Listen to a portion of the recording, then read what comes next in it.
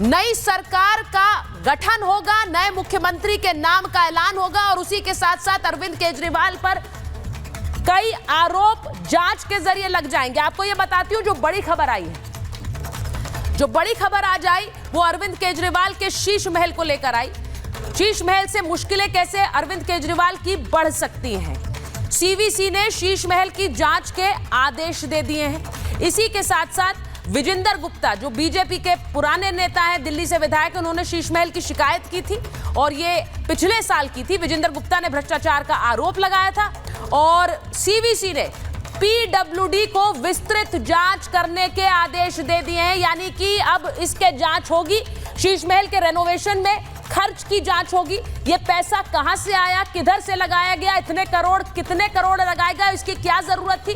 विजेंद्र गुप्ता ने केजरीवाल पर हमला बोला है। वो क्या कह रहे हैं? वो कह रहे हैं कि भ्रष्टाचार की पोल खुलने वाली है। जितने आम आदमी ये बन रहे थे, आज पता लग जाएगा कि कितना इन्होंने अपने को खास बनाया। केजरीवाल ने जनता से विश्वासघात किया है, ये कह रहे हैं विजेंद्र गुप्ता। वो तो ये तक कह गए कि शीश महल पर बुलडोजर चलना चाहिए, यानी इसको ध्वस्त कर देना चाहिए। क्यों? क्योंकि उनका सीधा ये मानना है कि ये करप्शन के पैसे से बना है, जनता के पैसे की लूट से बना है और इसीलिए इस पर बुलडोजर चला देना चाहिए। मैं आपको यह भी बताऊं कि क्या अरविंद केजरीवाल अब बहुत बड़ी मुश्किल में एक बार फिर फंसने वाले हैं। लेकिन ये जांच की परतें कब तक खुलेंगी? जब दिल्ली में नया सीएम कुर्सी पर बैठ जाएगा। और वो कब होने वाला है? क्या 20 तारीख को दिल्ली में शपथ ग्रहण होगा?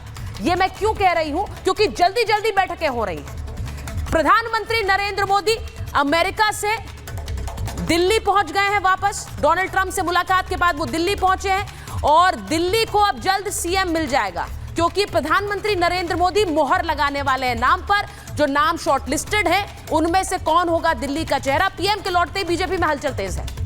48 विधायकों में से 15 को शॉर्टलिस्ट कर लिया गया है। ये 15 कौन है? इन्हीं में से सीएम, मंत्री और स्पीकर होंगे। लेकिन इन 15 में से भी 9 और शॉर्टलिस्ट किए गए हैं जो कि सीएम हो सकते हैं। अब ये कौन होंगे? मोदी यानी प्रधानमंत्री मोदी, गृह मंत्री अमित शाह और जेपी नड्डा, बीजेपी के राष्ट्रीय अध्यक्ष, ये तय करेंगे फाइनल नाम। 18 फरवरी को विधायक दल की बैठक संभव है, जिसमें सब विधायक तय करेंगे कि कौन होगा उनका नेता और फिर प्रधानमंत्री की मुहर के बाद 20 फरवरी को नए सीएम क्या शपथ ग्रहण कर लेंगे, क्योंकि खबर ऐसी ही आ रही है। और 20 तारीख को एक तरफ सीएम दिल्ली को नया मिलेगा और पुराने सीएम पर जांच की फाइलें खुलनी एक के बाद एक शुरू हो जाएंगी। आज दिल्ली के सीएम को लेकर जब इतनी हलचल है तो हमने लोगों के बीच एक पोल कराया। दिल्ली की जनता किसे दिल्ली का मुख्यमंत्री देखना चाहती है? आखिर कौन होना चाहिए दिल्ली की कुर्सी पर? जनता का ये ओपिनियन पोल जरा देखिए और समझिए कि दिल्ली में अब अरविंद केजरीवाल को टक्कर देने के लिए नया सीएम कौन आया। वैसे दिल्ली का मुख्यमंत्री मेरे हिसाब से जिसने अरविंद केजरीवाल को हराया, मुख्य दावेदार तो वही है, क्योंकि उसमें प्रवेश वर्मा होना चाहिए। बांसुरी के चांसेस ज्यादा हैं। मेरे ख्याल से सचदेवा जी को होना चाहिए। He is very nice person. महिला सशक्तिकरण को जो बढ़ावा दे रही है बीजेपी, तो हो सकता है कि शिखा राय भी हो सकती है। दिल्ली का मुख्यमंत्री अगर होना चाहिए तो हमारे हिसाब से बाबा योगीनाथ जी की तरह सोच कर रखने वाला हो, जैसे वर्मा जी हैं। उसके हिसाब से कपिल मिश्रा फिट बैठता है कि कपिल मिश्रा को मुख्यमंत्री बना देना चाहिए। प्रवेश वर्मा, साहिब सिंह वर्मा जी के वो सुपुत्र है। सिरसा होना चाहिए, सिरसा होना चाहिए। हमें तो लगता है अगर बीजेपी जीती है तो उनमें से सिरसा होना चाहिए, अच्छा आदमी है। मुझे लगता है कि पवन शर्मा हुआ, क्योंकि वो पहले पूर्णकालिक प्रचारक रह चुके हैं, असम के सहप्रभारी भी रह चुके हैं। और मैं तो यही चाहूंगा प्रवेश वर्मा जी सीएम बने, क्योंकि पुराना इतिहास रहा है।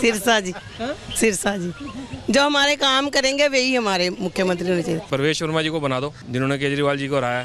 प्रवेश वर्मा जी उन्हीं को बनाना चाहिए। प्रवेश वर्मा या फिर मनिंदर जी सिंह सिरसा। प्रवेश वर्मा को बना दो। प्रवेश वर्मा जी ने हराया है केजरीवाल को, उनको प्राथमिकता मिलनी चाहिए। मेरे हिसाब से तो प्रवेश वर्मा ही होने चाहिए। मेरी निजी राय कह रहा हूँ कि प्रवेश वर्मा जी सीएम होने चाहिए।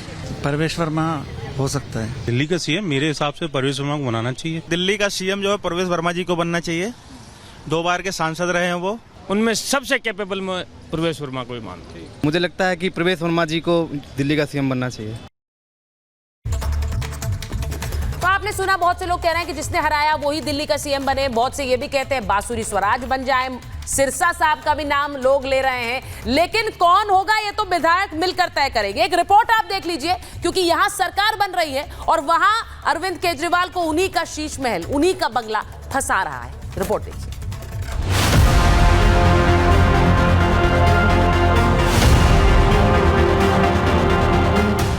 प्रधानमंत्री नरेंद्र मोदी अमेरिका दौरे से वापस लौट चुके हैं। अब दिल्ली में कुछ बड़ा होने वाला है। दिल्ली में सरकार गठन को लेकर हलचल तेज हो गई है। दिल्ली के लोगों को जल्द ही एक नया सीएम मिलने वाला है, जिसे लेकर आज एक बड़ी बैठक हुई। जेपी नड्डा की अध्यक्षता में इस बैठक में दिल्ली के नए सीएम के नाम का मंथन हुआ। आप इंतजार कीजिए, जल्द ही शपथ ग्रहण समारोह भी होगा। एक जनता की चुनी हुई 2/3 बहुमत की सरकार आएगी और दिल्ली को विकसित दिल्ली बनाकर दिखाएगी। जो मुख्यमंत्री हमारा बनेगा वही हमारा मुख्यमंत्री का चेहरा होगा, ऐसा तय किया पार्टी ने। जो मुख्यमंत्री बनेगा वही हमारा मुख्यमंत्री का चेहरा होगा। दिल्ली में नया सीएम अभी कुर्सी पर बैठा नहीं है, लेकिन केजरीवाल की फाइलें खुलनी शुरू हो गई हैं। केजरीवाल के भ्रष्टाचार का एक एक पन्ना खोला जा रहा है। इसकी शुरुआत केजरीवाल के बंगले से हुई है। सीवीसी ने शीश महल की विस्तृत जांच शुरू कर दी है। बीजेपी विधायक विजेंद्र गुप्ता ने साफ किया है कि दिल्ली की जनता को लूटने वालों को बख्शा नहीं जाएगा। 50,000 गज का एक एम्पायर बनाया गया, एक शाकाल का जैसे है ना होता है साम्राज्य, वो स्थापित किया गया।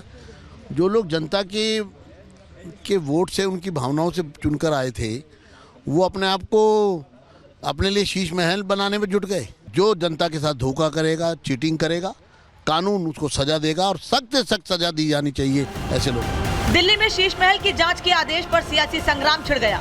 बीजेपी जहां भ्रष्टाचार पर एक्शन की बात कह रही है, वहीं आपने बदले की भावना से कार्रवाई का आरोप लगाया है। आइडियोलॉजी पर चलने वाली पार्टी है ये, किसी बाप बेटे की, माँ बेटे की पार्टी नहीं है। यहाँ कैडर निकल कर आता है और हर विषय पर पार्टी के संगठनात्मक प्रमुखों से, प्रदेश अध्यक्ष से, प्रदेश की कमेटी से चर्चा करके आगे बढ़ता है। मीडिया को अंदर क्यों नहीं जाने दिया भाजपा ने? इसीलिए क्योंकि भाजपा की पोल खुल जाती, झूठ दिख जाते कि ना तो वहाँ कोई स्विमिंग पूल है, ना कोई वहाँ सोने की टॉयलेट है और ना ही कोई मिनी बार है। अगर थोड़ा सा ईमान होता इनको, अगर कोई घपला न हुआ होता, श्री अरविंद केजरीवाल, इनको तो स्वतः कह देना चाहिए कि मैं जांच के लिए तैयार हूँ। दिल्ली में सरकार बदलते ही केजरीवाल के काले चिट्ठे खुलने शुरू हो गए हैं। ऐसे में अब देखने वाली बात यह है कि शीश महल की जांच में क्या कुछ निकल कर आता है। केजरीवाल की कुर्सी तो गई, लेकिन क्या भ्रष्टाचार के मामलों में उन्हें जेल भी जाना पड़ सकता है? इसी पर आज की Mahabharat. Bureau report, Republic Bharat.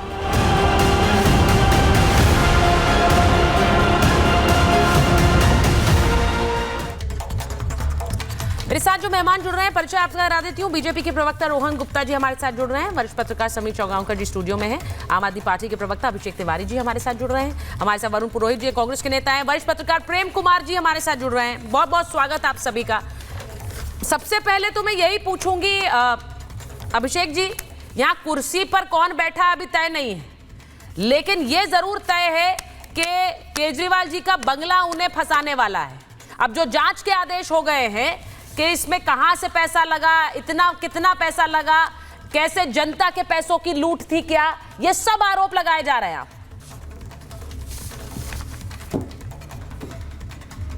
देखिए सुचरिता जी, मुझे लगता है कि जहां तक मुझे पता चला है, भारतीय जनता पार्टी के अंदर बहुत ज्यादा गुटबाजी है।